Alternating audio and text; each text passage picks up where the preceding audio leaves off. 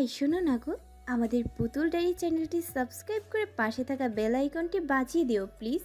আর গল্পটি ভালো লাগলে অবশ্যই লাইক কমেন্ট করে শেয়ার করে দিও। ধন্যবাদ।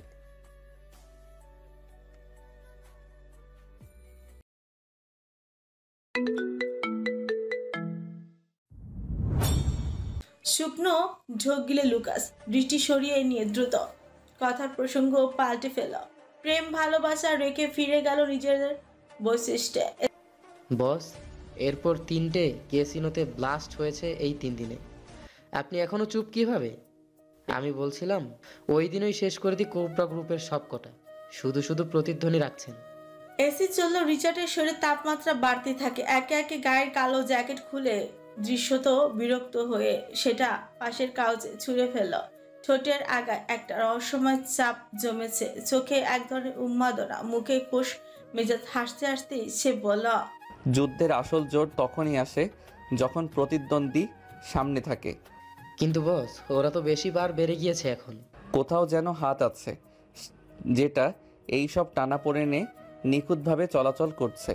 কোবরাদের এখনো এত সাহস হয়নি যে তারা আমার সাম্রাজ্যে এসে আমার জিনিস ছিনিয়ে নেবে। কথার অর্ধেক মানে লুকাস আদতেও বুঝতেই পারেনি। যতটুকু পেরেছে ততটুকুর উত্তর দিল। কিন্তু কে এসে এভাবে নিজের সাজানো সাম্রাজ্যের ধ্বংস কিভাবে এত ঠান্ডা থাকতে পারছেন? কাউচে গা এলিয়ে আয়েসি ভঙ্গিতে বসলো রিচার্ড। অদর জড়ানো হাসি খুবই দৃঢ় স্বরে জবাব দিল, ধ্বংসের শেষে আবার উঠে দাঁড়ানো আমিটাকে ধ্বংস করার ক্ষমতা আর কেউ রাখে না। একসাথে দুইজন অট্টহাসিতেই ফেটে উঠল সাউন্ড বক্সে। গানের শব্দ যেন সেই হাসির ঝংকারে আরো জোরালো করে তুলেছে। হাসির দোলা এতই শক্তিশালী যেন বিজয়ের পূর্ব মুহূর্তে উল্লাসে মেতে উঠেছে তারা। হঠাৎ করে কিছু মনে পড়তেই গম্ভীর হলো লুকাসের কণ্ঠস্বর। বস, ওইভাবে যে মেয়েটা মাঝ রাস্তায় ফেলে আসলেন তা মোটেও ঠিক হয়নি। মেয়েটা তো এখানকার কিছুই চিনে না। চিবুক হলো শক্ত। রিচার্ডেরও শক্ত গলায় বলল, তোমার কি মনে হয় ওই মেয়ে এখনো রাস্তায় পড়ে আছে? ওর উপর সর্বক্ষণ কতগুলো চোখ নজর রাখে জানো ওটা? নিয়ে গেল লুকাস। পরপরই কয়েকবার চোখ গিলে বলল, বস, আরেকটা কথা ছিল। কি? লুকাস আমতা করতেই থাকলো। ফাদার আমাকে বলেছে আপনার উপর নজর রাখার জন্য। রিচার্ডের হঠাৎই উচ্চস্বরে হেসে উঠল। হাসির তালে তালে তার পুরো শরীর প্রকম্পিত হচ্ছে, যেন জীবনের সবচেয়ে মজার কিছু শুনে ফেলেছে। হাসতে হাসতে আকস্মিক কঠিন হলো চোয়াল চিবিয়ে চিবিয়ে বলল, ফাদার অযথাই চিন্তা করছে। ওই মেয়ে কি আর কে যে পিছে পড়ে থাকবে? আমি রিচার্ড কায়না না। হাসি সুন্দর আর না কথা। ঘোড়ার লেজের মতো লাল চুল, যতটা বিরক্তিকর হওয়ার কথা ঠিক ততটাই। তারপর একটু কিছু হলেই হুড়হুড় করে কেঁদে দেয়। ওই মেয়ে আমার টাইপ কোনো দিক দিয়েই না, কারণ দুর্বল নারী আমার পছন্দ নয়। So, I'm perfect for you, baby. অজানা মেলি কণ্ঠস্বরে দুজনই চমকালো। রিচার্ডের প্রাইভেট লাউঞ্জে কেউ ঢুকতে পারে না। লুকাস আর রিচার্ড একসঙ্গে সামনের দিকে তাকালো। লারা ঢুলতে ঢুলতে ভেতর ঢুকছে, তার পায়ে মাথার চুলের চেয়েও বড় হিল। রিচার্ড সঙ্গে সঙ্গে মুখ ফিরিয়ে নিল। হাত মুষ্টিবদ্ধ হয়ে গেল লুকাসের। চোয়াল ফাঁক হয়ে রইল। রিচার্ড সঙ্গে সঙ্গে মুখ ফিরিয়ে নিল। হাত মুষ্টিবদ্ধ হয়ে গেল লুকাসের। চোয়াল ফাঁক হয়ে রইল। লারা অসম্ভব সুন্দরীদের একজন, আর আজ তার বিশেষ সাজসজ্জা যেন সেই সৌন্দর্যকে আরো তীক্ষ্ণ করে তুলেছে। একদম রিচার্ডের সামনে এসে থামলো লারা। কিছু বলার পায়তারায় চিবুক ফাঁক করার আগেই শোনা যায় রিচার্ডের জলদ গম্ভীর কণ্ঠস্বর। I am taken. লারার অতি ফর্সা কপালে সূক্ষ্ম ভাঁজ গভীরভাবে সুকুঞ্চিত হলো। এই ছেলেকে যতটা ধরা ছোঁয়ার বাইরে ভেবেছিল, এখন দেখছে সে তার থেকেও বেশি দূরে। ঠোঁট কামড়ে এক ধরনের বাঁকা হাসি ফুটল লারার মুখে, যেন তার মনের ভেতর কোনো রহস্যময় ভাবনা খেলছে। With whom? যার লেভেলে নাও তুমি। লারা অপমানকে কোনোভাবে গায়ে মাখল না। অধরের কোণে হাসি, আর হাসি এক অদ্ভুত ঘোর লাগা দৃষ্টিতে রিচার্ডকে উপর থেকে নিচ পর্যন্ত দেখছিল। রিচার্ড ওকে এক আনার দামও দিল না। শক্ত চোয়াল অন্যদিকে তাকিয়ে আছে।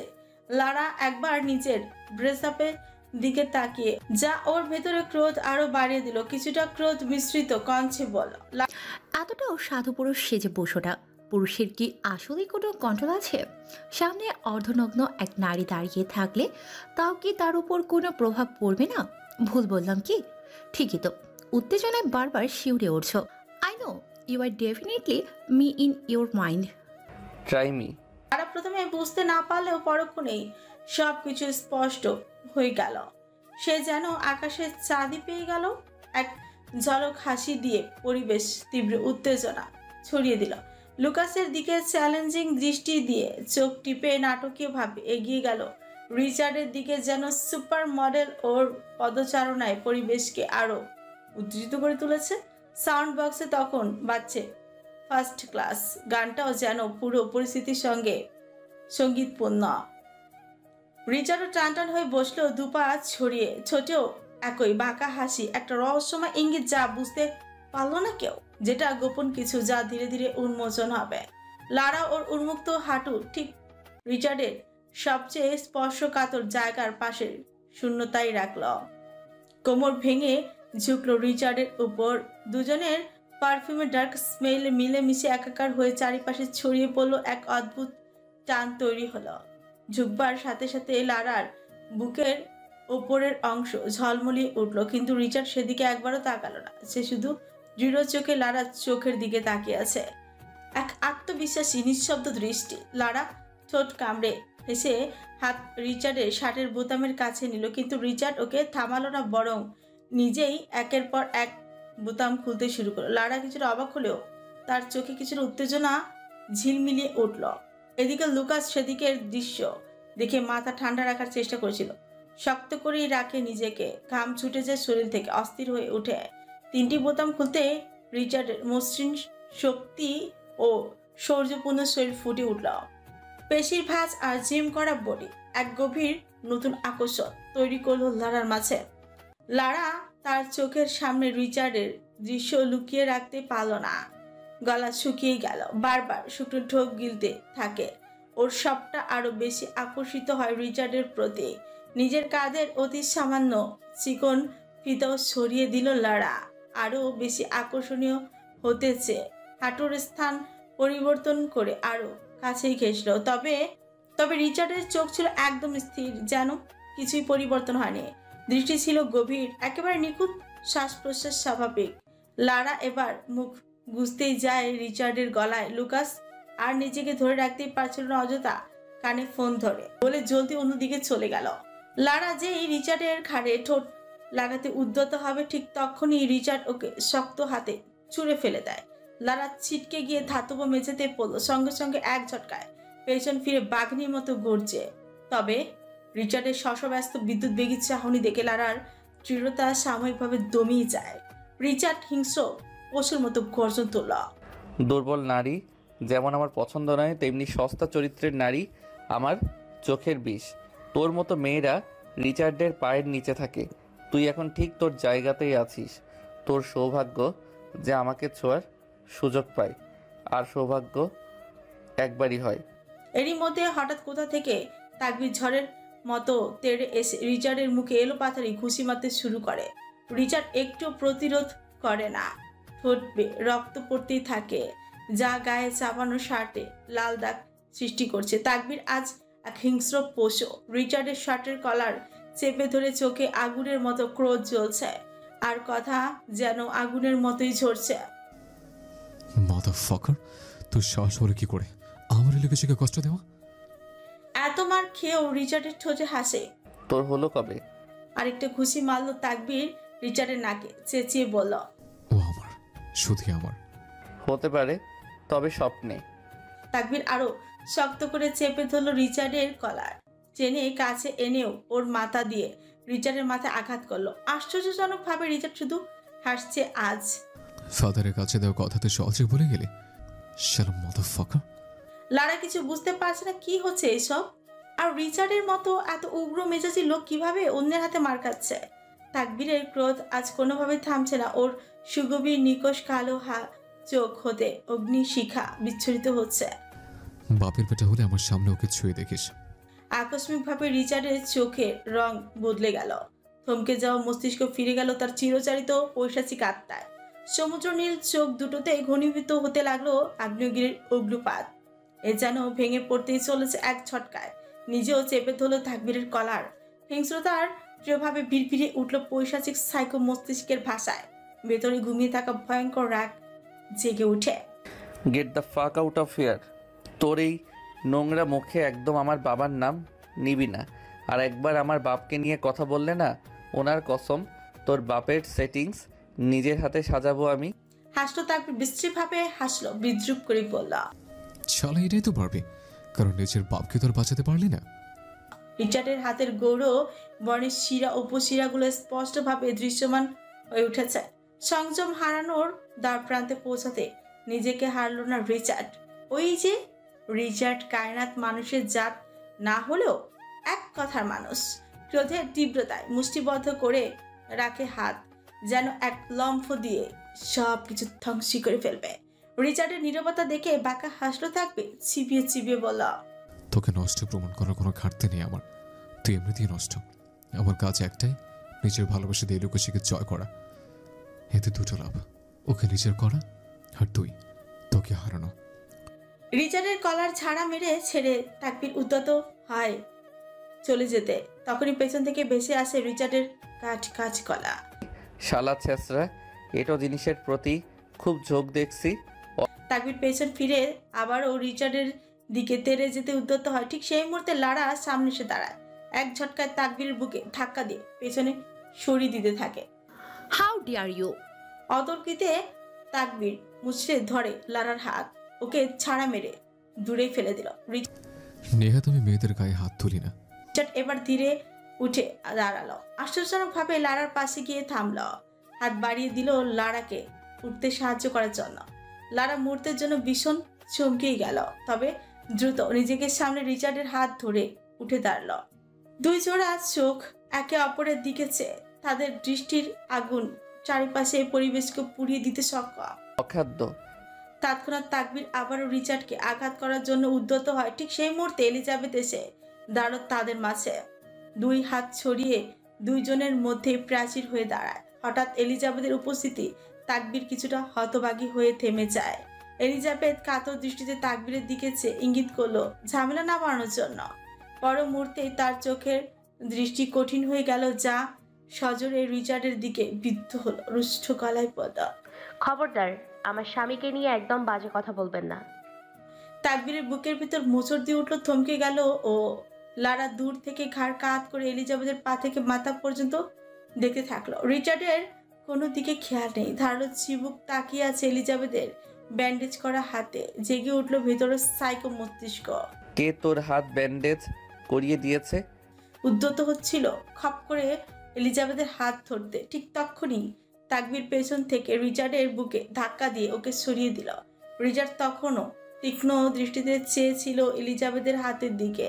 তাকবীরের বজ্রপাতের মতো গম্ভীর কণ্ঠ বলল, খবরদার, আমার স্ত্রীর দিকে হাত বাড়ানোর সাহস করবি না। অদর এলি হাসলো। রিচার্ড পরপর এলিজাবেথের দিকে তাকে হাসকি স্বরে বলল, বেবি কিছু বলো তোমার সোকল স্বামীকে আমাদের সেই রাতগুলো সম্পর্কে। Didn't I satisfied you?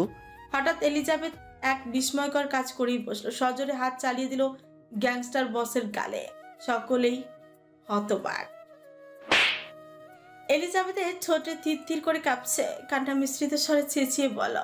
আপনি ঘৃণারও অযোগ্য। পরিস্থিতি আরো বিগড়ানোর আগে তাকবীর এলিজাবেথের হাত ধরে টানতে টানতে হিড়হিড় করে বেরিয়ে গেল ক্লাব থেকে। রিচার্ড এখনো নিজের হাত গালে চেপে ধরে রেখেছে, তার দৃষ্টি স্থির, চোখ অগ্নিকুণ্ড। লারা কিছুক্ষণ দাঁড়িয়ে থেকে সবকিছু বুঝতে পারলো। ঠোঁট চেপে এইটুকু হাসি দিয়েই বিড়বিড় করল, উফ, লাভ ট্রায়াঙ্গল যুক্ত হওয়া যাক, মজা আসবে খুব। তখন ওদের আড্ডা শেষ হবার পরপরই তাকবীর তাড়া দেয় এলিজাবেথকে শুয়ে পড়ার জন্য। এলিজাবেথ তাই করলো, কিন্তু ঘুম আসছিল না। হঠাৎ দরজা খোলার শব্দে উঠে দেখতে পেল তাকবীর কোথায় যাচ্ছে। তখনই এলিজাবেথ পিছু নিল তাকবীরের। তখন তাকবীরের সেই অগ্নি দৃষ্টি এলিজাবেথের কাছে ভালো ঠেকেনি। সারা রাস্তা এলিজাবেথ কোনো কথা বলেনি। হোটেলে ফিরে দরজা চাপে তাকবীর ওর মনের অবস্থা বুঝতে পেরে আর ডাকেনি। তাকবীর রূপচপে এক কোনায় দাঁড়িয়ে ধোঁয়া উড়াচ্ছিল। তখনই পেছন থেকে দাঁড়ালো রেয়ান। বস, কি করবেন কিছু ভেবেছেন? তাকবীর পেছনে ফিরল না, নিজ কাজে অনড় থেকে জবাবে বলল, ট্রিটমেন্ট শেষ করে ফিরবো একেবারে। কিন্তু বস, দিনকে দিন পরিস্থিতি খারাপের দিকে যাচ্ছে। ফুস করে নিঃশ্বাস ফেলে তাকবীর, পরপর হতাশাগ্রস্ত স্বরে বলল, চিরস্থায়ী সুখের জন্য খরচ থেকে কিছু দুঃখ বয়ে যেতেই হবে। আর কতদিন? লড়ে যাব।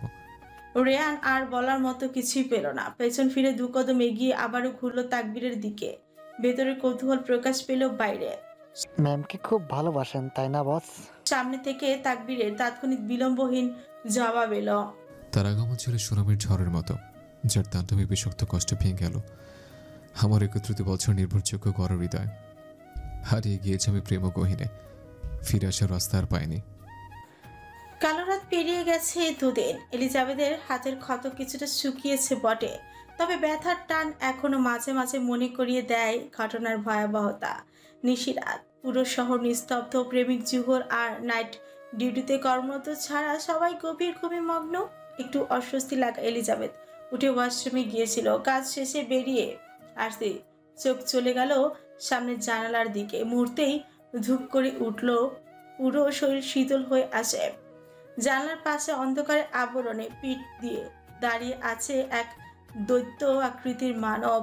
চোখের পলকে উড়ে গেল সকল ঘুম। সেই ছায়ামূর্তি আস্তে আস্তে মাথা ঘুরিয়ে তাকালো এলিজাবেথের দিকে। ড্রিম লাইটের নিয়ন আলোতে উদয়মান হলো মানবের চওড়া অবয়ব, ঠোঁটের কোণে লেপ্টে থাকা শয়তানি হাসি। আবার কেন এসেছেন? এলিজাবেথের কণ্ঠস্বরে প্রবল দৃঢ়তার ছাপ, নেই কোনো জড়তা, ভয়। বলিষ্ঠ কায়া নিম্নগামী কদমে সামনে এগোয়, যেন বিন্দু পরিমাণ তাড়া নেই। আজ সময় শুধুমাত্র এই মুহূর্তের জন্য ধার্য করা।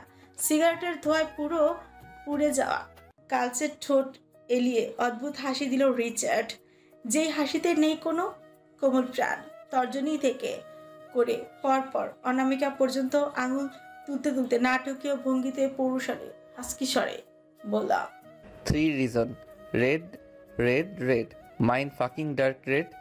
সেদিন ক্লাবের ঘটনার পর থেকে এলিজাবেথের মনে রিচার্ডের প্রতি ঘৃণা থেকে তিক্ততা আরো বেশি গভীর হয়ে ওঠে। ওর অবচেতন মন কিছুতেই মেনে নিতে পারছিল না একজন মানুষ এতটা নিষ্ঠুর আর কুৎসিত কিভাবে হতে পারে। এলিজাবেথ ভালো করে জানতো সে চাইলেও রিচার্ডকে থামাতে পারবে না, কারণ রাজার রাজ্য সর্বোচ্চ ক্ষমতা রাজাই উপভোগ করে। তিক্ততায় ভরা কণ্ঠে এলিজাবেথ তিরিক্ষি মেজাজে বলল, তো আমার কাছে কেন আসলেন? কি চাই?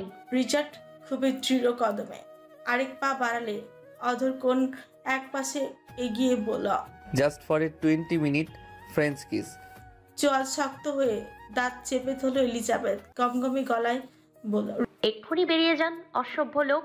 রিচার্ডের আজ খুব খুশি মেজাজ, ঠোঁট কামড়ে হেসে বলে, সভ্য আমি কখনোই ছিলাম মেরিজান, ওকে কিস লাগবে না, আমায় একটু আদর করো। চমকপ্রদ ভাবে এলিজাবেথ রিচার্ডের দিকে তাকালো। চোখে চোখ পড়তে ধীরে ধীরে রিচার্ডের অবয়বটা ভালোভাবে পর্যবেক্ষণ করে নিল। না, রিচার্ডের চোখে কোনো চিহ্ন নেই নেশার, তবে এইমাত্র বলল যে জান। এলিজাবেথ নিজের কানে বিশ্বাস করতেই পারছে না কোনোভাবে। হয়তো তার শ্রবণ শক্তিতে কিছু ভুল হচ্ছে, এমনটা ভাবতে লাগলো। কিন্তু ঠিক তখনই রিচার্ডের কথা ঝংকার এলিজাবেথের ভাবনার সুতো ছিল। দ্বিতীয়বারের মতো অবাক হয়ে গেল, কারণ এবারও এলিজাবেথের কাছে কিছুটা পরিষ্কার হচ্ছিল না। এলিজান। এলিজাবেথ অবাক হয়ে হুজুকেই উত্তর দিয়ে দিল, আমার আদর করো। এতক্ষণে গিয়ে স্তম্ভিত ফিরে পায় এলিজাবেথ। নিঃশ্বাস ভারী হয়ে উঠল। কথা বলতে গিয়েও আটকে যাচ্ছিল শব্দগুলো গলায়, শুষ্ক ঠোক গিলে কোনো রকমে বলল, আপনি কি আজ কিছু খেয়েছেন? রিচার্ড পকেটে হাত ঢুকিয়ে ক্রমে ক্রমে ধীর গতিতে এগিয়ে আসতে লাগলো। পিছাতে থাকলো এলিজাবেথ। পিঠ গিয়ে ঠেকলো দেয়ালের সাথে, নড়াচড়ার আর জায়গা নেই। বুঝতে পেরে কেঁপে উঠলো এলিজাবেথ। রিচার্ড এলিজাবেথের অতি সন্নিকটে সান্নিধ্যে এসে দাঁড়ালো, কিছুটা ঝুঁকলো আড়ষ্ট এলিজাবেথের উপর, যার কারণে লম্বা চুলগুলো নিচের দিকে ঝুঁকে পড়ল। এলিজাবেথের চোখ জোড়া আতঙ্ক বিরতিহীন ভাবে কাঁপছে, চোখের পাতা নাকের ডগা বাড়ি খাচ্ছে রিচার্ডের পারফিউমের স্মেল। এলিজাবেথ নিঃশ্বাস আটকে রাখলো। এই ঘ্রাণে ওর নিজেকে মাতাল মাতাল লাগে। আকস্মিক রিচার্ড গিবা বাকিয়ে বা গাল এলিজাবেথের দিকে করে দিল। কিস মি রাইট দেয়ার। রিচার্ডের আচরণ আজ খুবই নরম, যা বারবার প্রতিবার বিস্মিত করছে এলিজাবেথকে। রিচার্ডের চোখের পাতা একবারও পড়ছে না, কপালের রগগুলো টান টান হয়ে, তবু মুখভঙ্গি অত্যন্ত ঠান্ডা, শান্ত নদীর ন্যায়। এলিজাবেথ কাঁপা কাঁপা স্বরে বলল, মানে? চকিতে রিচার্ডের মুখ গহ্বর রূপান্তরিত ঘটল। মুখের রং রাগে লাল হয়ে উঠল, নীল চোখ দুটো তাও তাও করে জ্বলে উঠল। গলার স্বর এতটাই তীক্ষ্ণ হয়ে উঠল যে মনে হলো প্রতিটি শব্দ ছুরির মতো কেটে যাচ্ছে বাতাস। আকস্মাৎ ঝাঁপিয়ে পড়ে এলিজাবেথের কর্ণনালী চেপে ধরল ওর শক্ত হাতে, শূন্যেই তুলে নিল এলিজাবেথকে। অভ্যন্তর শিউরে এলিজাবেথের নিঃশ্বাস আটকে এলো, হাত পা ছটফট করতে লাগলো মুক্তির জন্য। রিচার্ড রুক্ষ কর্কশ স্বরে আয়োজিত এক অনর্থক হাসি হেসে চাপা গলা চিবিয়ে চিবিয়ে বলল, এই গালে হাত তোলার সাহস দেখিয়েছিলি না? তোর কপাল নিতান্তই ভালো যে এখনো মাটির উপরে হাঁটছিস। অন্য কেউ হলে এতক্ষণে 3.5 হাত মাটির নিচে জায়গা পেত না। ভুল বললাম, স্থান হতো কোনো নোংরা নর্দমায়। জল শৌচেরা খুবলে খুবলে খেত হাড় মাংস, আর তাতেও শান্তি না পেলে সেই অবশিষ্ট টুকুও ছাই করে উড়িয়ে দিতাম। রিচার্ডের মুঠোয় এলিজাবেথের গলা আটকা, নিঃশ্বাস যেন দূর আকাশের কোনো অধরা স্বপ্ন। ফুসফুসে বাতাস নেই, বুকের ভেতর জ্বলন্ত শূন্যতা পড়েছে, চোখের সামনে সবকিছুর ধূসর হয়ে যাচ্ছে। জীবনের স্পন্দন ধীরে ধীরে স্তব্ধ, অথচ মনের এক কোণে বেঁচে থাকার ক্ষীণ আশা তখনও কাঁপছিল। সেই ক্ষীণ আশাও এলিজাবেথের কাছে বিষাদের ন্যায় ঠেকেছে। সহসায় হাঁপাতে হাঁপাতে বলল, তবে আমিই বা কেন ব্যতিক্রম হলাম? মেরে ফেলুন না আমাকে অন্যদের মতো। আরো রক্তিম হতে থাকে রিচার্ডের চেহারা, রুষ্ট কণ্ঠে তাতে দাঁত পিষে বলে, কারণ তোর সাথে আমার এখনো অনেক হিসেব বাকি। তুই পাপ করেছিস, আর সেই পাপের শাস্তি তোকে জীবনভর তাড়া করে ফিরবে। অস্পষ্টতায় কেঁদেই বলল এলিজাবেথ। কি পাপ ছিল আমার? গলা ছেড়ে দিল, চেঁচালো রিচার্ড। আমার সামনে পড়া, আমার দহনশীল সত্তায় দাবানল জ্বালিয়ে দেওয়া, আমার চোখে ধরা দেওয়া, আমার বদ্ধ পৃথিবীতে আগুনের মতো বিস্ফোরণ ঘটানো। এলিজাবেথ আর কিছু বলতে পারল না। রিচার্ডের হাতে আটকা থাকা ওর গলা ছেড়ে চেঁচালো রিচার্ড। এলিজাবেথ আর কিছু বলতে পারল না। রিচার্ডের হাতে আটকে থাকা ওর গলা থেকে শ্বাস উড়িয়ে যাওয়ার অনুভূতি। এক মুহূর্তের জন্য পৃথিবী থেমে যায়। যখন এলিজাবেথের চোখ উল্টে আসে, ঠিক তখনই রিচার্ড ওকে ছেড়ে দিল। এলিজাবেথ আর নিজের শরীরকে সংযত করতে পারে না, ধপ করে ধাতব মেঝেতে বসে পড়ে। বুক চিরে বেরিয়ে আসে অসহায় শ্বাস, ঠোঁটের মাছ দিয়ে একটানা নিঃশ্বাসের শব্দ। গালের উপর পানি পড়ে গড়িয়ে গড়িয়ে জলবিন্দুর পথ ধরে, অভ্যন্তরীণ যন্ত্রণার চিহ্ন হয়ে নিচে পড়ে। রিচার্ড এক হাঁটু মুড়ে এলিজাবেথের সামনে বসে, চোখে রাজার মতো তীক্ষ্ণ দৃষ্টি, যেন সে রাজা আর এলিজাবেথ এক কৃতদাসী। রিচার্ড এলিজাবেথের ভেজা চিবুক শক্ত হাতে ধরে উপরে তুলে এলিজাবেথ ভেজা ঘৃণিত চোখে রিচার্ডের দিকে তাকায়। কিস মি রাইট দেয়ার। শক্ত গলা শাসিয়ে বলল রিচার্ড। এলিজাবেথ নিস্তব্ধ, ক্রোধে আগুন জ্বলে উঠে রিচার্ডে। আবারও চিবিয়ে চিবিয়ে বলল, তোর আঘাতের জায়গা তুই এখন আদরে আদরে ভরিয়ে দিবি। মরে গেলেও না। এলিজাবেথের ভেজা গলার শক্ত চাপা। ফিচেল হাসলো রিচার্ড অদ্ভুতভাবে মাথা ঘোরাতে ঘোরাতে। মুখে কিছু বলল না। পকেট থেকে ফোন বের করে ধারণকৃত একটা ভিডিও তুলে ধরে এলিজাবেথের সামনে। স্ক্রিনে চোখ রাখতে শিউরে উঠে এলিজাবেথ। ভিডিওতে তাকবির হাসপাতালের সামনে দৃশ্য। সারি সারি কালো মার্সিডিজ দাঁড়িয়ে আছে। একটি গাড়ির সামনে দরজা খোলা। লুকাস ফ্রন্ট সিটে আছোয়া ভঙ্গিতে বসে আছে, হাতে একটি মরণশীল অস্ত্র। ক্যামেরা যখন লুকাসের মুখে জুম করলো, তখন লুকাস ঠোঁটের কোণে অদ্ভুত হাসি টেনে চোখ টিপল। আর ঠিক সেই মুহূর্তেই ফোনের পেছন থেকে রিচার্ডও একইভাবে চোখ টিপল। এই দৃশ্যের প্রত্যেকটি মুহূর্তের কিছু পূর্বাভাস লুকিয়ে আছে। এলিজাবেথের বুকের ভেতর হিম শীতল এক অনুভূতি ছড়িয়ে পড়ল। দয়া করে ওনার কোনো ক্ষতি করবে না।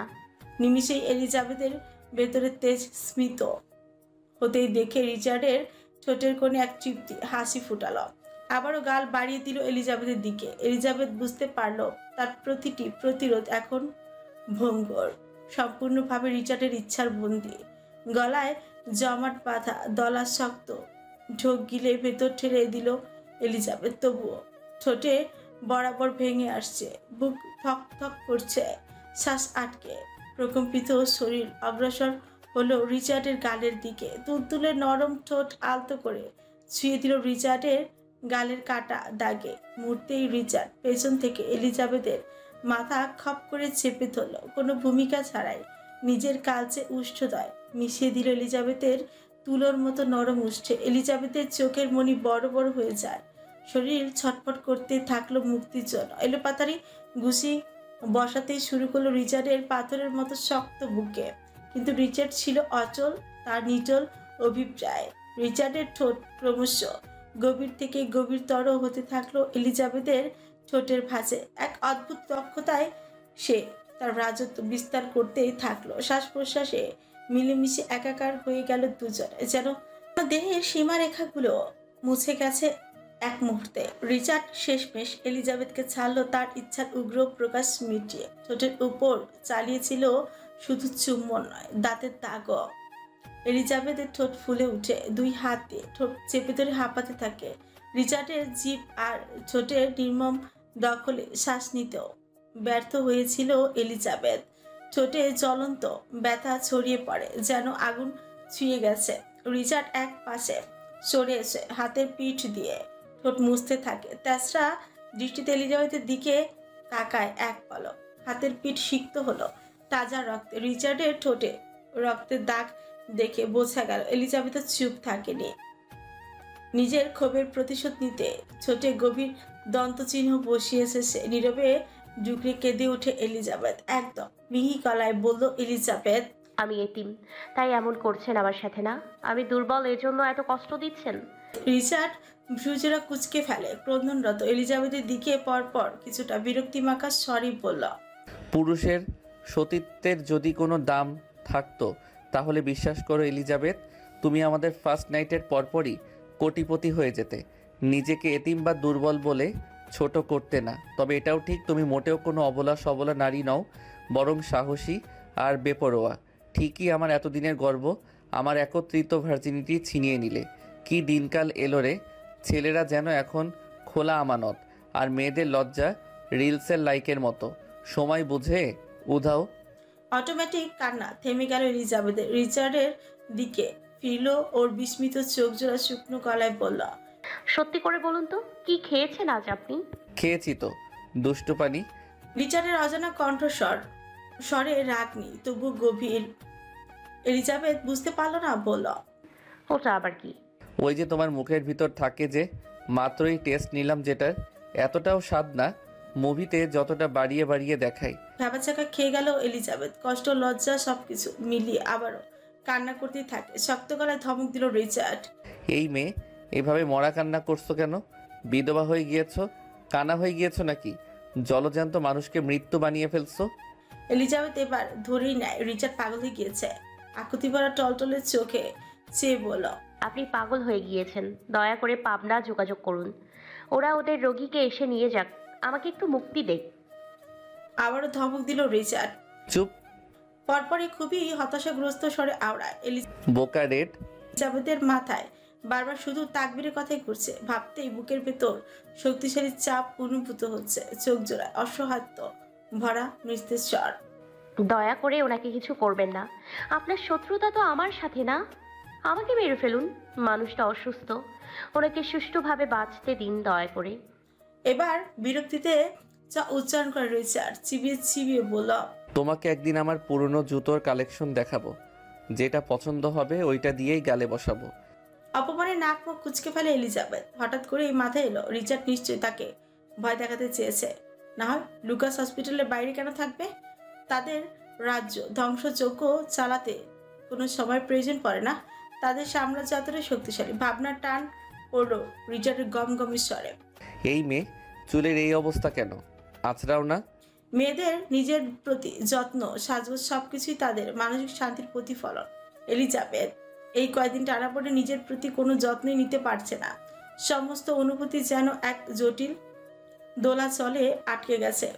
তপ্ত শ্বাস ফেলল এলিজাবেথ, নাক মুখ কুচকে গদগদ বচন শব্দে বলল, একটু মানসিক শান্তি দিন দয়া করে। শুধু মাথার কেন সব চুল আঁচড়াবো। রিচার্ড ঠোঁট কামড়ে ভ্রুজোড়া গুছিয়ে দেখলো এলিজাবেথকে। কয়েক সেকেন্ড পরপর ঠোঁট কামড়ে হেসে উঠে দাঁড়ায়। টান পড়লো এলিজাবেথের হাতে। চমকে রিচার্ডের হাতের দিকে তাকায় এলিজাবেথ। রিচার্ডের গম্ভীর গাল। চলো হেল্প করছি। ওকে টেনে বাথরুমের দিকে নিয়ে যেতে থাকলো রিচার্ড। চোয়াল ফাঁক হয়ে গেল এলিজাবেথের। পা শক্ত করে রাখে ধাতব মেঝেতে। আরে আরে কি করছেন আপনি? আপনি কি পাগল হয়ে গিয়েছেন? ছাড়ুন, হাত ছাড়ুন। আচ্ছা আচ্ছা, আঁচড়াবো আমি চুল। ছেড়ে দিল রিচার্ড।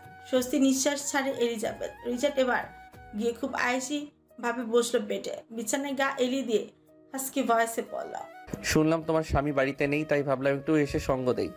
এলিজাবেথ দূরে দাঁড়িয়ে শান্ত দৃষ্টিতে পর্যবেক্ষণ করতে থাকে রিচার্ডকে। কাত হয়ে শোয়ার জন্য ঘাড়ের চুলগুলো এক সাইডে সরে যায়। এলিজাবেথের পূর্ণ দৃষ্টি রিচার্ডের ঘাড়ের ধনুকের তীরে সেই ট্যাটুতে। আবারও ভিজে এলো চোখ। অতিরিক্ত কোনো কিছুই ভালো নয়। যেমন দুঃখের নির্দিষ্ট মেয়াদ নেই, তেমনই তা সবার কাছে অপছন্দের, এমনকি ঘৃণিত। এলিজাবেথের ব্যথাতুর কণ্ঠে গুরুতর কথাটাকে হেসে উড়িয়ে দিল রিচার্ড। শূন্য দৃষ্টি নিক্ষেপ করে ভাবি বলল, দুঃখ পাইলে মানুষ পাথর হইয়া যায়, আর আমি হইছি নষ্ট।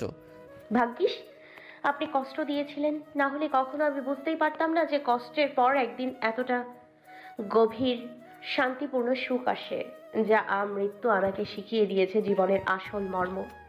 এলিজাবেথ এই কথাটা রিচার্ডকে জ্বালানোর জন্য বললেও আদতেও গায়ে মাখল না রিচার্ড। সাবলীলভাবে উঠে দাঁড়ায়। গুটগুট পায়ে এসে দাঁড়ায় এলিজাবেথের সামনে। নিজের কুটিল হাতে তুলে নিল এলিজাবেথের হাত। এলিজাবেথের দৃষ্টি স্থির, তেমনিও শূন্য অভিব্যক্তি। কোটের পকেট থেকে রুমাল পেঁচানো একটা বস্তু এলিজাবেথের হাতের মুঠোয় দিল রিচার্ড। অতঃপর অদ্ভুত স্বরে, এক দৃঢ় স্বরে বলল, মানুষের যত্ন পাওয়াও এক ধরনের রিজিক। তোমার কপালে যতটা লেখা আছে ঠিক ততটাই পাবে, না কম না বেশি। একটু থেমে আবারও বলল, I am very cold, emotionless and psycho type of person. You are lucky if it turns soft for you. সঙ্গে সঙ্গে রিচার্ড জানলা দিয়ে লাফ দিল। এলিজাবেথ ছুটে গিয়ে বিছানার উপর হয়ে পড়ল। রুমালি গেছিল তা দেখার প্রয়োজন বোধ করলো না। বালিশের নিচে রেখে নিজের ভাঙা পৃথিবী ভারে অঝরে কাঁদতে শুরু করলো। জীবনটা যেন মাঝ সমুদ্রে আটকে গেছে। চারপাশে শুধু পানির বিশালতা, কিন্তু বাঁচার কোনো উপায় নেই। সাঁতার জানে না এলিজাবেথ, অথচ এখানেও থাকতে পারছে না। দম বন্ধ হয়ে আসছে, কিন্তু ঝাঁপ দিলে নিশ্চিত মৃত্যু। জীবন কি সত্যি এমন, যেখানে বাঁচাও যন্ত্রণা আর মরাও মুক্তি নয়? বারবার কলিং বেল চাপার পরও কোনো সাড়া শব্দ নেই। দরজার বাইরে দাঁড়িয়ে তাকবীর মনে অজানা শঙ্কা বাসা বাঁধে। উপায় না দেখে নিজের কাছে থাকা অতিরিক্ত চাবি দিয়ে দরজা খুলে ভেতরে ঢুকলো। কাল সারা রাত তাকবীর হসপিটালে ছিল। এলিজাবেথ একাই ছিল হোটেলে। কয়েকদিন যাবতই তাকবীরকে রাতে হসপিটালে থাকতে হচ্ছে। এলিজাবেথ থাকতেও জোর করলেও রাজি হয়নি তাকবীর। সন্ধ্যায় রেয়ানকে দিয়ে পাঠিয়ে দিয়েছিল তাকবীর। ভেতরে ঢুকতে শূন্য ঘরের নিস্তব্ধতা তাকবীরকে আরো অস্বস্তিতে ফেলে দিল। এলিজাবেথের কোনো সারা শব্দ নেই। তাকবীর কয়েকবার ডাকলো, তুমি কোথায়? কিন্তু কোনো উত্তর এলো না। তাকবীর সরাসরি এলিজাবেথের রুমের দিকে এগোলো। রুমে ঢুকে পায়ের নিচ থেকে মাটি সরে গেল। দুকদম পিছিয়ে গেল, ঠেকলো দরজার ফ্রেমে। মেঝেতে শুকিয়ে যাওয়া গাঢ় রক্তের দাগ। রক্তমাখা এক ছদ্মবেশী ব্যক্তি মেঝেতে পড়ে আছে নিথর, মুখটা আংশিক ঢাকা। তবে শরীরের অবস্থা দেখে ভয় চেপে বসল তাকবীরের বুকের মধ্যে। পাশে তাকাতেই রক্ত হিম হয়ে গেল। খাটের পাশে হাঁটু ভেঙে বসে আছে এলিজাবেথ, চুপচাপ নিথর। এলিজাবেথের জামা রক্তে মাখামাখি। পায়ের কাছে পড়ে আছে একটি ছুরি, ফলকটাও রক্তে ভেজা। তাকবীর ছুটে এলিজাবেথের কাছে গেল। এলোকেশি কোনো সাড়া নেই। তাকবীর আরো কাছে গিয়ে এলিজাবেথের কাজ ধরে ঝাঁকাতে থাকলো। এগুলো কি? ঠিক আছে তুমি?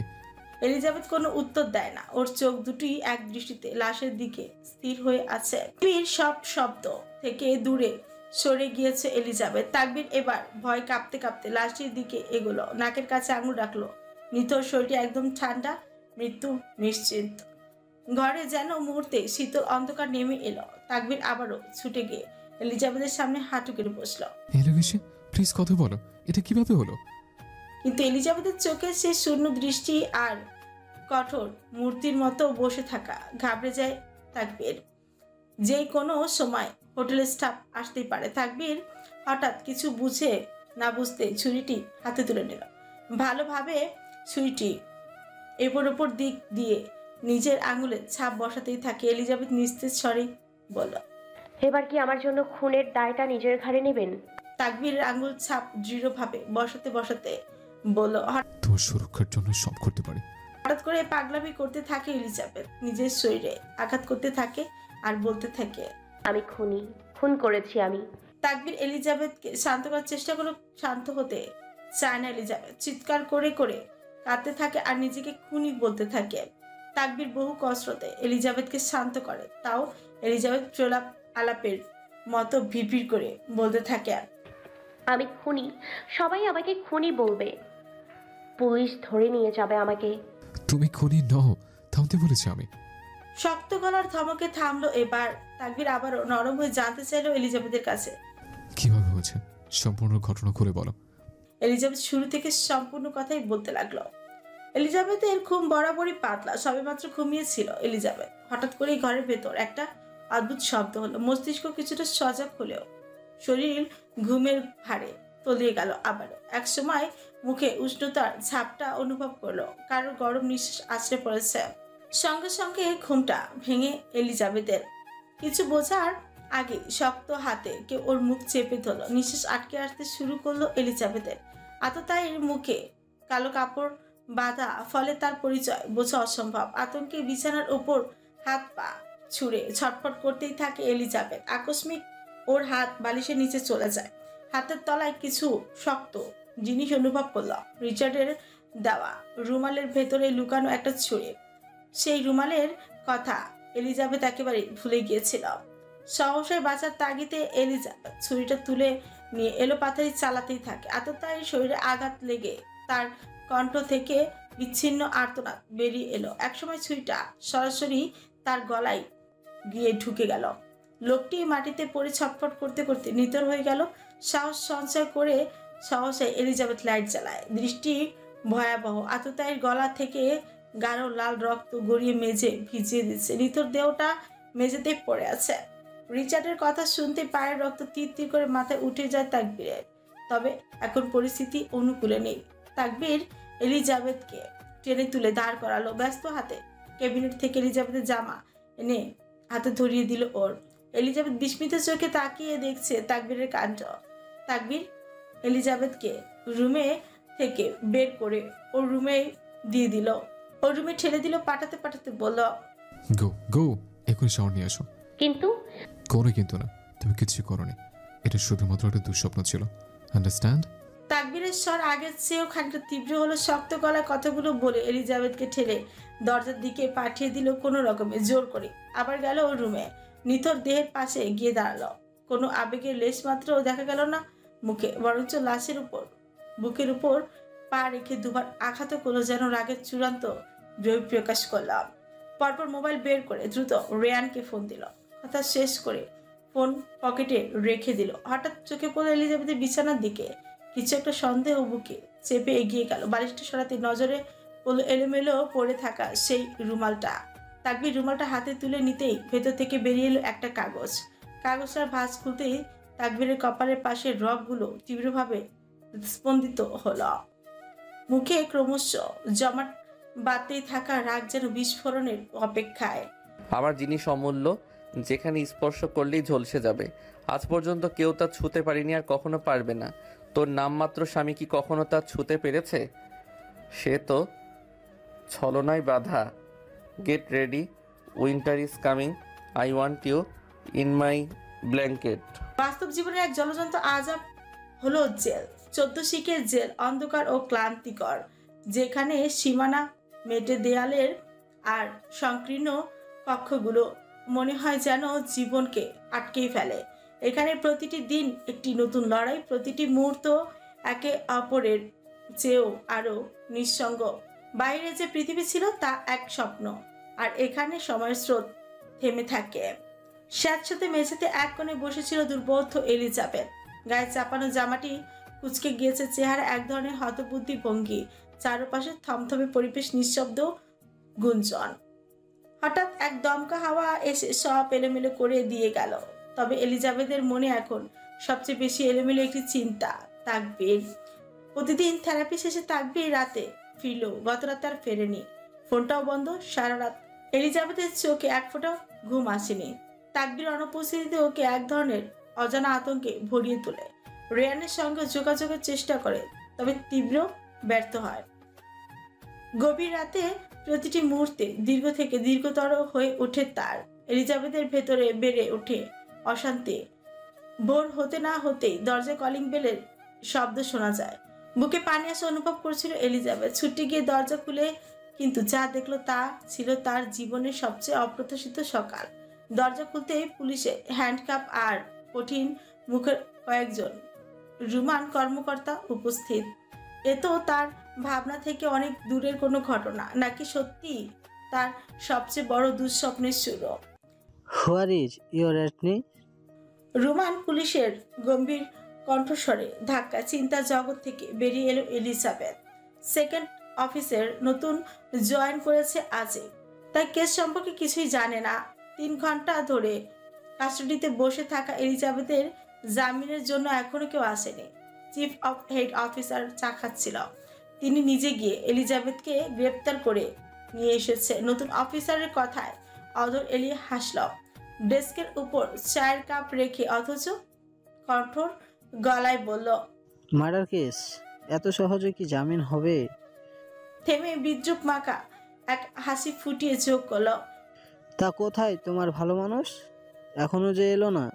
কথাগুলো যেন তীর হয়ে বিঁধে যায় এলিজাবেথের বুকে। নিজের জন্য যতটা না, তার চেয়েও বেশি ভয় হচ্ছে তাকবীরের জন্য। কাস্টডিতে নেওয়ার পর থেকে এলিজাবেথ বহুবার অনুরোধ করেছে 1 মিনিটের জন্য তার ফোনটা দেওয়ার জন্য, কিন্তু যান্ত্রিক চোখে তাকিয়ে থাকা কেউই সাড়া দেয়নি। অথচ এলিজাবেথ দৃঢ় বিশ্বাস ছিল তাকবীর আসবে এবং আত্মবিশ্বাসের সঙ্গে বলে গেছে, আমার ভালো মানুষ আসবেই, নিতে আসবে। কিন্তু সময় যেন পায়ের শেকল পড়ে থেমে আছে। কয়েক ঘন্টা পার হলেও তাকবীরের দেখা নেই। এক চাপা বিষণ্ণতা গ্রাস করে ফেলে এলিজাবেথকে। তনু মনে ধাঁধা আর অস্থিরতা চেপে বসে। হঠাৎ করেই থানা প্রাঙ্গণের আবহাওয়া উত্তেজনা চৈচম্বুর হয়ে উঠল। বিদ্যুৎ গতিতে কালো একটি ল্যাম্বরগিনি থানায় সামনে এসে থামলো। পিছু পিছু থামলো কয়েকটি মার্সিডিজ। গাড়ি থেকে নেমে এলো কালো পোশাকধারী কিছু লোক, একেবারে মৌমাছির ঝাঁকের মতন। সকলের চোখে কালো সানগ্লাস, মুখে কঠিন ভাব। দেখে মনে হয় যেন কোনো রোবোটিক সেনাদল। গার্ডরা তৎক্ষণাৎ 2 পাশে সারি করে দাঁড়িয়ে মাঝখানে রাস্তায় তৈরি করে দিল, যেন এখানে কোনো হলিউড মুভির দৃশ্যের শুটিং চলছে। ল্যাম্বরগিনির ড্রাইভিং সিট থেকে লুকাস তাড়াহুড়ো করে নেমে দরজা খুলে দিল। সাথে সাথে ভেতর থেকে বেরিয়ে এলো রিচার্ড। তার ড্যাশিং উপস্থিতি পুরো জায়গা থমকে দিল মুহূর্তেই ঠান্ডা হাওয়ার মতন। প্রথমেই রোদে ঝলসে উঠল রিচার্ডের গালের সেই কাটা দাগ, যা ওর ব্যক্তিত্বকে আরো ভয়ঙ্কর করে তোলে। থানার বাইরে পুলিশরা রিচার্ডকে দেখা মাত্র আটকে উঠল। রিচার্ড মানে আতঙ্কের প্রতিমূর্তি। রিচার্ডের চোখের সানগ্লাসের আড়ালে স্পষ্ট ক্রোধ ঝলকাচ্ছে। নিরুদ্বেগ ভঙ্গিতে কোর্টের ভাত ছাড়তে ছাড়তে সিঁড়ি পেরিয়ে থানার দিকে অগ্রসর হতেই থাকে। পদ্মাচরণে বোঝা যাচ্ছিল যে সে দেরি বরদাস্ত করার লোকই নয়। রিচার্ডের পিছু পিছু যেতে থাকলো সকল গার্ডরা। লক্ষ্য করলে দেখা যায় রিচার্ডের সঙ্গে আসা কালো পোশাকধারী প্রত্যেকের বাম হাতের বৃদ্ধাঙ্গুলি কাটা। এটি প্রথমত অদ্ভুত মনে হলেও গভীরভাবে দেখলে বোঝা যায় এটা কোনো দুর্ঘটনা নয়, বরং একটি সচেতন প্রক্রিয়া। যেন এটি তাদের বংশ পরম্পরায় চলে আসা এক রহস্যময় রীতি, যা তাদের পরিচয় চিহ্ন বহন করে। রিচার্ডের সৈন্য সদস্যর চিহ্ন বহন করে। এই চিহ্ন তাদের সম্পর্কে এক নীরব বার্তা দেয়। তারা সাধারণ কেউ নয়, সাধারণ কোনো মানুষের সহকর্মী নয় তারা। এই মেয়ে, তুমি কি এতিম? এখনো তো কেউ আসলো না। এজন্যই খুন করার আগে ভেবে চিন্তে করতে হয়। এখন জেলে পচে মর সারা জীবন। সবার মনে চাপা অস্বস্তি। এমন সময় বাইরে থেকে বিকট শব্দে দরজা খুলে এক গুরু গম্ভীর কণ্ঠস্বর শোনা গেল, হিয়ার ইজ হার গার্ডিয়ান। মুহূর্তে উপস্থিত সবাই পেছনে ঘুরল। দরজার সামনে দাঁড়িয়ে থাকা সুঠামদের রিচার্ডকে দেখা মাত্রই হেড অফিসারের মুখে ভয়ের ছাপ ফুটে উঠল। তার মুখ শুকিয়ে যায়, গলা শুষ্ক, ঢোক গেলার শব্দ শোনা গেল। পাশে দাঁড়ানো নতুন অফিসার যিনি মাত্রই সাহস দেখাচ্ছিলেন তিনি নিজেও বেশ কাঁপে গেলেন। রিচার্ডের ক্ষমতা সম্পর্কে সবাই জানে, একবার রেগে গেলে তার সামনে দাঁড়ানোর সাহস কারণ নেই। বিধ্বস্ত ধ্বংসযোগ্য ধীর অথচ দৃঢ় পদক্ষেপ রিচার্ড এগিয়ে এলো। থানায় এসেছে, তাও ব্লেজার বেশ দেখে মনে হচ্ছে কোনো বিজনেস কনফারেন্সে অ্যাটেন্ড করতে এসেছে সে। রিচার্ড বন্দরে ছিল, আজকে এক শিপ মেয়ে দুবাই পাচার হচ্ছে। তখনই এই খবর রিচার্ডের কানে গেল। সে এক ছুটে এখানে আসে, সেখান থেকে ছুটে আসে সে। পুরো ঘর জুড়ে এক চাপা আতঙ্ক। হেড অফিসার তৈরি করে উঠে দাঁড়ালেন। রিচার্ড তার শক্ত চিবুকে দৃঢ়তা রেখে এক ঝলক চোখ ফেরালো এলিজাবেথের দিকে। এলিজাবেথ মাটির দিকে তাকিয়ে থাকলেও ওর দৃষ্টি নিস্তেজ হয়ে রিচার্ডের আগমনের কারণ খুঁজছিল। হঠাৎ রিচার্ডের উপস্থিতি ওর মনে আরো ভয় জাগিয়ে তোল। স্যার, আপনি এখানে? আমাকে বললেই তো হতো, আমি নিজে চলে যেতাম। হেড অফিসারের গলা কাঁপছিল, শব্দগুলো আটকে আসছিল ভয়। রিচার্ড কোনো উত্তর দিল না। ওর তীক্ষ্ণ দৃষ্টি ছিল এলিজাবেথের ওপর, যেন সেই চাহনিতে লুকিয়েছিল অজানা প্রশ্ন আর অব্যক্ত ক্ষোভ। রিচার্ডের চোখ জোড়া গভীরভাবে এলিজাবেথকে পরখ করছিল, পা থেকে মাথা পর্যন্ত। আশ্চর্যভাবে আজ এলিজাবেথও সেই দৃষ্টির সামনেই নত হয় না। ওর নিজের চোখেও ছিল এক অদ্ভুত তীক্ষ্ণতা, যেন সেই দৃষ্টিতে সগর্বে প্রতিধ্বনি করছে রিচার্ডের চাহনি। মিশে রয়েছে নীল জোড়া চোখের দৃষ্টি, তীক্ষ্ণ আর এক আড়ষ্ট নারীর সুগভীর নিকোষ কালো চোখের কাতর দৃষ্টি। এক পাশে শীতল দৃঢ়তা, আরেক পাশে অসহায় নীরব আকুতি। এলিজাবেথের চোখ থেকে নিঃশব্দে দু ফোঁটা জল গড়িয়ে গাল বেয়ে পড়ে। রিচার্ডের মুখে কোনো পরিবর্তন না হলেও তার লম্বা দুটি হাত মুষ্টিবদ্ধ হয়ে গেল তাৎক্ষণিক। শিরাগুলো ফুলে ওঠে, গৌরবর্ণের শক্ত বাহুগুলোর শিরা উপশিরাগুলো স্পষ্ট হয়ে থকথক করে উঠল, থকথক করতে লাগলো। এই দৃষ্টি দেখে হেড অফিসারের শরীর দিয়ে ঘাম গড়িয়ে পড়তে লাগলো। আতঙ্কে এক পা পিছিয়ে পেছনে শরীর জিভ দিয়ে ঠোঁট ভিজিয়ে কোনো মতে পড়ল। স্যার, এ মেয়ে কি আপনার পরিচিত? Call her ma'am bastard. রিচার্ডের গর্জনে কেঁপে উঠল উপস্থিত সবাই, সঙ্গে কেঁপে উঠল এলিজাবেথ। হেড অফিসারের চোখ ঝিলমিল করে উঠে কৌতূহল মিশে ছিল খানিকটা অবিশ্বাস। রিচার্ড কায়নাতের মতো একজন যে মানুষকে মানুষ বলে গণ্যই করে না, সেই রিচার্ড সামান্য একটা মেয়েকে ম্যাম ডাকতে বলছে। মানে? She is the queen of dragon group. Nabin officer ফাঁকি দিয়ে সরে যাওয়ার চেষ্টা করছিল। ভেতর থেকে সেই ঠিকই বুঝতে পারছে এখানে কিছু ভয়ঙ্কর ঘটতে চলেছে, কিন্তু তার সেই আশা মুহূর্তে ধূলিসাৎ হয়ে গেল। রিচার্ডের গাটা ইতিমধ্যে পুরো থানা ঘিরে ফেলেছে। ভেতর থেকে একটা মাছিও বেরোনোর সাধ্যই নেই। রিচার্ড এবার তার আগুনের মতো জ্বলন্ত নীল চোখ নিক্ষেপ করলো অফিসারের মুখে। সে এক তীক্ষ্ণ দৃষ্টিতে পুরো অফিসের বাতাস যেন ভারী হয়ে উঠল। হঠাৎ করে কর্কর শব্দে ভাঙল নীরবতা। রিচার্ড দাঁতে দাঁত চেপে এক অদৃশ্য ক্রোধ দমন করেছে। ওর প্রতিটি পদক্ষেপে যেন মৃত্যু ঘনিয়ে আসছে। লেট হার গো, বাকি কথা পরে বলছি। অফিসার এক ধরনের হীনমন্যতায় আক্রান্ত হয়ে পড়ল। মনে হচ্ছিল তার দুপা দুই নৌকায়, আর দুটো নৌকাই তার জন্য গলার কাটা। পালানোর কোনো পথ নেই, পানিতে ঝাঁপ দিল নিশ্চিত মৃত্যু।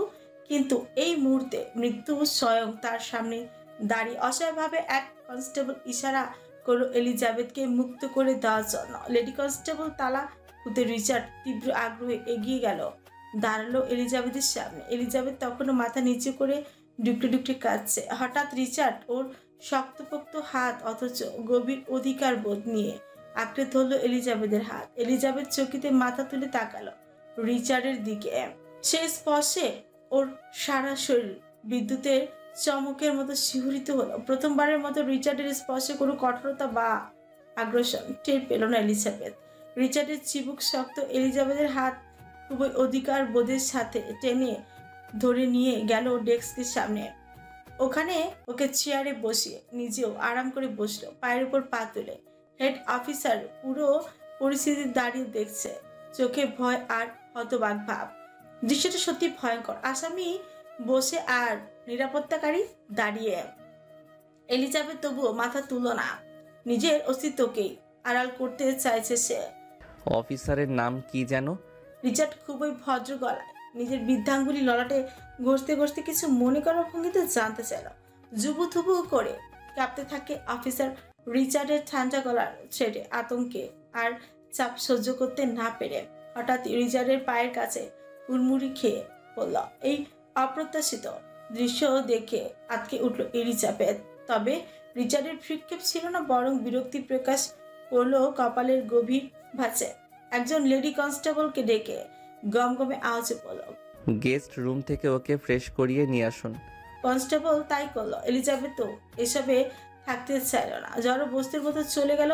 এবার রিচার্ড ফিরে গেল তার নিজের বৈশিষ্ট্যে। স্যার, আমি যদি ডিউটি পালন করতে গিয়ে কোনো ভুল করে থাকি মাফ করে দিন আমাকে। রিচার্ড নিশ্চুপ, অকারণে মাথার উপরে তুলে চোখ বুঝে গ্রীবা ঘোরাতেই থাকে। আরো ভয় বাড়তে থাকে অফিসারের। সহসাই কোন রকমে আওড়ালো, স্যার, ম্যামের কে হন আপনি? রিচার্ডের বিলম্বহীন জবাব। হার লাইফ লং লাভ। এবার কেঁদেই দিল অফিসার। সাদা চামড়ার রক্তিম বর্ণ ধারণ করে। সরি সরি সরি স্যার, আমি জানতাম না ম্যাম সম্পর্কে। রিচার্ডের কণ্ঠে তেজ নেই, তবে খুবই গভীর। Stand up. অফিসার কোনোভাবেই উঠে দাঁড়াতে পারছে না, তার শরীর কাঁপছে ভেতর ভেতর।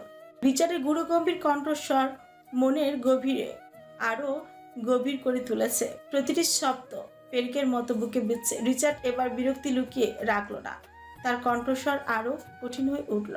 I said stand up stupid. শব্দগুলো বজ্রের মতো আছড়ে পড়ল এবং অফিসার বুঝলো এবার উঠে দাঁড়ানো ছাড়া আর কোনো উপায় নেই। উঠে দাঁড়ায় রিচার্ডের ওর তীক্ষ্ণ পূর্ণ দৃষ্টি দিল অফিসারের উপর। সদর্পে প্রশ্ন ছিল, কিসের উপর ভিত্তি করে ওকে অ্যারেস্ট করা হয়েছে? অফিসারের গলায় কথা বেজে বেজে আসে। আসলে স্যার, কাল রাতে হোটেলের পাশে একটি ডেড বডি পাওয়া যায়। সিসিটিভি ফুটেজ চেক করে দেখা গেছে মৃত ব্যক্তি শেষবার ম্যামের অ্যাপার্টমেন্টের জানালা দিয়ে লুকিয়ে ঢুকেছিল। তারপরের দিনই তার লাশ পাওয়া যায়। সেই সন্দেহের ভিত্তিতেই আমরা ম্যামকে গ্রেপ্তার করেছি। লাশ? কোথায় লাশ? কিসের লাশ? ঘটনাস্থলে উপস্থিত সকলে হতবাক হয়ে পড়ল। চাপা উত্তেজনার মাঝেই বাইরে থেকে একজন কনস্টেবল দৌড়ে ভেতরে ঢোকার চেষ্টা করলো, কিন্তু গার্ডরা তাকে সঙ্গে সঙ্গে আটকে দিল। কনস্টেবলটি ছিল মর্গে পাঠানো লাশের দায়িত্বে। তার চোখে মুখে আতঙ্কের ছাপ স্পষ্ট, কপালে গভীর চিন্তার রেখা। অফিসার গার্ডটির দিকে তাকালেন, দুটো খাতযুক্ত দৃষ্টি মিলে গেল। কনস্টেবলের চোখে ফুটে উঠল এক অসহায় ইঙ্গিত, যেন কোনো ভয়াবহ সত্যি জানতে চায়। সেই ভাষা বুঝতে দেরি হলো না অফিসারের। মুহূর্তেই তার শরীর থেকে শক্তি হারিয়ে গেল।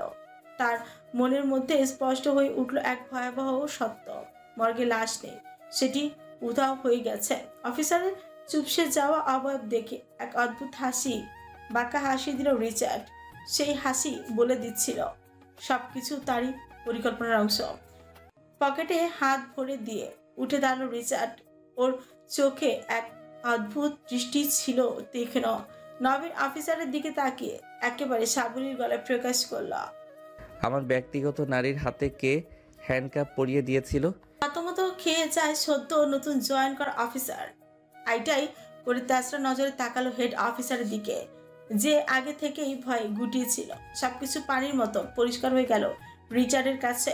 হেড অফিসারের দিকে অগ্নি দৃষ্টিতে নিক্ষেপ করে আর বাকি সকলের উদ্দেশ্যে গলা ছেড়ে বলে, এভরিওয়ান গেট আউট। সকল পুলিশদের চোখে স্পষ্ট ভয়, একসাথে কৌতূহল। নতুন অফিসারের এই কয়েক মিনিটের ধারণা হয়ে গিয়েছে রিচার্ড কতটা ভয়ঙ্কর। আমতা আমতা করে বলল, কেন স্যার? রিচার্ড এবার পা বাড়ালো কাঁপতে থাকা অফিসারের গলার খুব করে চেপে ধরে দাপুটি গলায় ছিঁচিয়ে বলা, কারণ এই শালাকে আমি এখন কুত্তার মতো পেটাবো, আর এমনভাবে পেটাবো যে ওর আর্তনাদের শব্দে অন্যদের কানের সমস্যা হয়ে যাবে। জীবন বাঁচানো ফরজ সকলে তৎক্ষণাৎ হিড় হিড় করে বেরিয়ে গেল। রিচার্ডের গার্ডরা থানার সকল দরজা জানলা লাগিয়ে দিয়ে দরজার বাইরে গিয়ে পাহারায় মতো দাঁড়িয়ে ভেতরে শুরু হয় ঠাস ঠুস ঠাস ঠাস ঠাস ঠাসঠুস বাইরে ভেসে আসে। আহ ও ও স্যার আর পারছি না, মাফ করে দেন। ম্যানশনের সামনে সেই সুবিস্ত জায়গাটি যেন এক টুকরো কাব্য। সুইমিং পুলের পাশে ছোট ছোট ঘাসের উপর রঙিন সাজানো কোণ। সকালে সোনালি রোদে গা ভিজিয়ে নাস্তা করার আদর্শ স্থান, কিন্তু এখানকার পরিবেশটা একেবারে অন্যরকম। উত্তেজনায় ছড়িয়ে আছে বাতাসে। সেখানে নাস্তার বদলে টেবিলে রাখা রয়েছে নামি দামি ওয়াইন, সোডা আর তীব্র গন্ধের ব্ল্যাক কফি। ফাদার, যার বয়সের ছাপ তার শরীরে স্পষ্ট করেও চেহারার তেজ, তার ব্যক্তিত্ব এখনো অটুট। সাদা পাকা মৃত্যু, লম্বা দাঁড়িয়ে আর শক্ত চোয়ালের ছায়ায় লুকিয়ে আছে এক দৃঢ় চরিত্র। হাতে ওয়াইনের গ্লাস নিয়ে মৃদু ভাঁজ পড়া কপাল উঁচু করে তেসরা নজরে তাকাচ্ছে লারার দিকে। লুকাস ফাদারের পাশে টানটান হয়ে দাঁড়িয়ে আছে।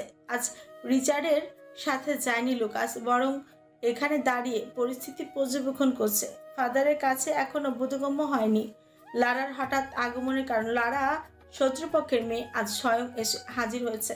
সব থেকে ভয়ঙ্কর শত্রুর সামনে ওর উপস্থিতি এক ধাঁধা। লারার পোশাকেও আজ এক অদ্ভুত সাধারণ কালো জিন্স আর ওভারসাইজ সোয়েটার, ঘাড় সমান চুলগুলো খোলা, সব মিলিয়ে তার স্বভাবের বিপরীত এক রূপ।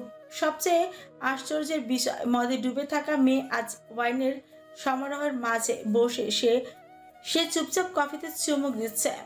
ফাদার তাকিয়ে আছেন লারার দিকে এক দৃষ্টিতে। লারার প্রতিটি আচরণে বিশ্লেষণ করছেন।